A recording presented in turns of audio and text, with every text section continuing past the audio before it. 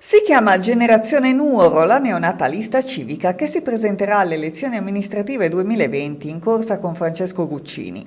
Una lista che nasce dall'impegno sociale e sportivo dei loro due fondatori, Silvia Fronteddu e Marco Gigliotti, che nella loro proposta mettono al centro l'ascolto al cittadino. Crediamo entrambi che lo sport possa essere una forte motivazione anche dal punto di vista turistico per fare di Nuoro veramente un polo di attrazione.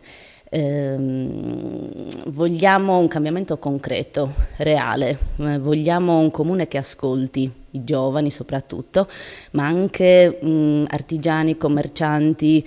Il nostro progetto è creare reti, creare inclusione mediante l'ascolto, perché naturalmente ogni settore ha le sue esigenze. Un progetto inclusivo che punta a costituire una rete tra amministrazione e cittadini e che ha individuato una comunità di intenti con Francesco Guccini, motivo per cui hanno scelto di sostenere la sua idea di cambiamento. Francesco ha molta esperienza, crede in quello che fa, quindi sicuramente andremo pari passo per la realizzazione di questi progetti.